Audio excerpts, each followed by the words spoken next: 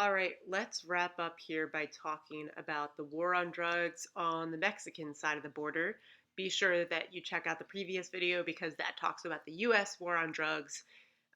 So, one of the most important things I think you need to remember is that Mexico was a single party state until the turn of the 20th century. That is really important when you evaluate the effectiveness of the state of Mexico to just fight the production and the trafficking of drugs and the ability also to fight drug related crime. So, because drugs garner so much revenue because they make so much money, the cartels have an incredible amount of influence. And cartels are regional, as you can see on this map. And so they have been able to successfully bribe local governments to effectively look the other way as they operate their businesses. And because there's only one party that controls Mexico, this is a major problem. And Mexico is also a confederation in the way that its government is structured. And that's actually similar to the United States. There are states within Mexico. So, for example, Tijuana is located in the state of Baja California.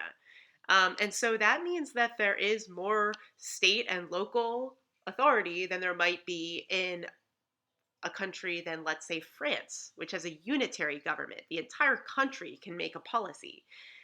With a confederacy, or not a confederacy, but it's a, it's a, yes, it is. It's actually called a confederacy, a confederacy style government. Even though we always think of the South, that's why I stopped myself.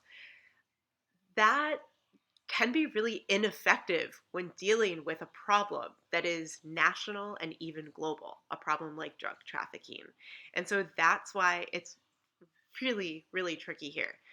Uh, Even though the single party state system not ends, but in 2000 there's a party change. The National Action Party, or the PAN, elects Vicente Fox.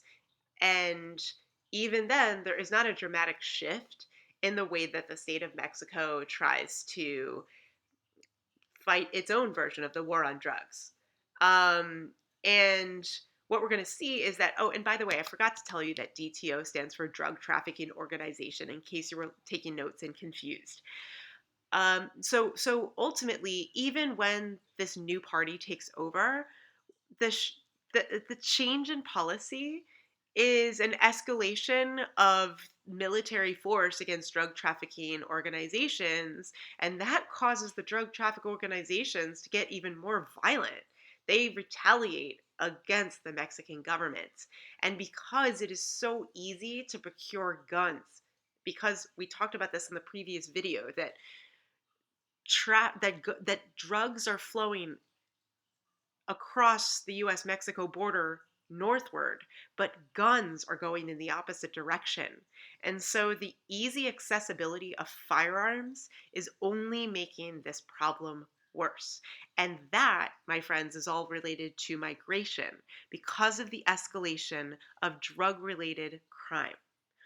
We see that innocent civilians are ultimately the victims, and many of them attempt to flee and seek asylum on the US side of the border. And we'll talk about that in a future video, but just a little bit more here. Let's talk about the present day situation, or leading up to the present day situation.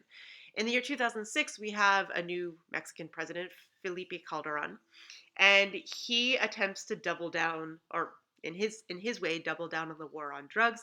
Remember, we're now in the post 9/11 world.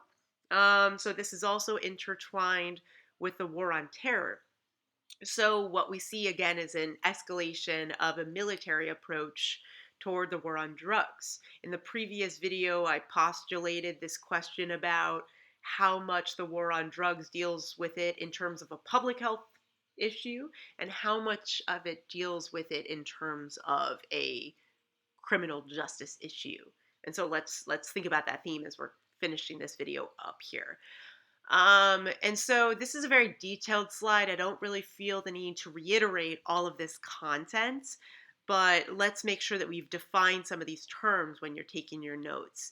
And so, in addition to the Merida Initiative, which is stated here, right, this massive deployment of troops in an attempt to fight narco terrorism and drug trafficking organizations, we also see this thing called the kingpin strategy. And what a kingpin is the figurehead of a drug cartel, the leader of a drug cartel. So again, someone like El Chapo, who I mentioned in a previous video, and I mispronounced his name because I'm from a weird part of the country that pronounce vowels strangely. Anyway, but the problem with the kingpin strategy is that if a kingpin is killed or arrested or incarcerated, that leads to the splintering of drug cartels. One huge cartel will divide into two, etc. And that also is going to lead to increases in violence because there's a lot of territorial issues with these drug cartels, and that leads to a lot of violence, fighting for turf. So again, this is very problematic. This leads to an increase in violence, and the targets of this violence are essentially anybody. Um, Drug cartels will target politicians that they feel are unfriendly um, or antagonistic towards their job, towards their cause. So if Calderon tries to say he's going to double down on drugs, that's only going to make the drug cartels want to target him. You also see journalists who are trying to investigate drug-related crimes, going missing, getting assassinated, etc. Children, innocent civilians. Many children are easy targets to get recruited into drug cartels. These are some of the numerous victims. And so, again, this all relates to migration. This is a huge push factor out of Mexico and greater Central America, and South America for that matter, and the world. And then up until this point, up until rather 2018, I'm going to cut it off there.